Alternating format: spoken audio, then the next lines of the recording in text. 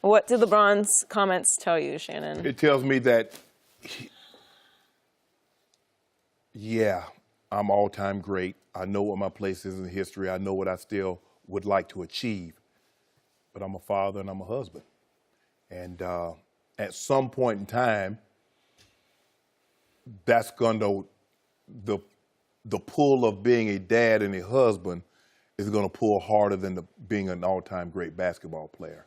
Right now, he has the perfect situation. He has someone that's been caped up for him, his wife, Savannah. He posted a picture and said, "You've been down from day one." And right now, she handles everything. Because as a basketball, baseball player, you travel a lot.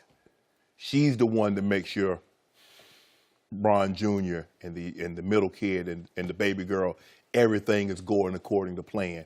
Because LeBron minds needs to be free. And he knows Mama's taking care of everything back home. Bryson Zuri. Bryson Zuri, yeah. So he knows everything is okay. He says she's the disciplinarian. Because LeBron can't be on the road for a week, then to come home and be the disciplinarian. Then the kids are not going to want him to come home. They adore their father. They love their father. And he is a great father. But also, Skip, he has off the field endeavors. His foundation, I think he's opening a school. That's a lot to him. You know how outspoken he's been on social issues. So LeBron has never been the guy that was all basketball. That's all he talked about. That's all he thought about. Other things have always been important to LeBron. And he's been able to handle it. He's been able to let Savannah handle the kids. He do what he needs to do on the basketball court. He's got a great team with Maverick Carter and Rich Paul and those other guys doing what they do as far as the business aspect. And he's been able to focus on basketball. But he said there's going to come a time that being a dad and being a husband and my off-the-field activities will mean more to me right now than my basketball. And it's going to be very important for me that when that decision comes, I believe he'll be at peace with it, Skip. I don't think he's there now.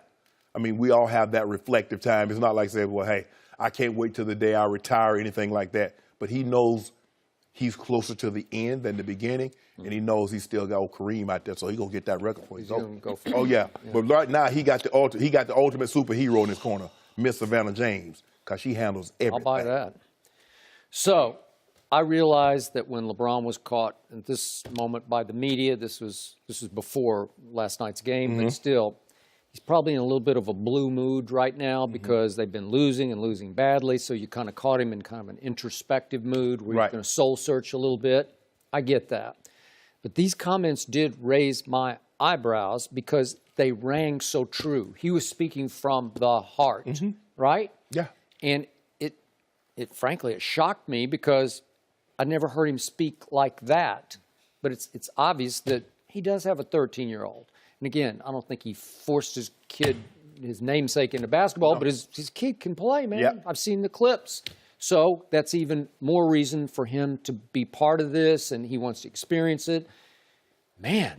And so it stung me to hear him say, I've missed 4 of his games on this road trip. That's a lot.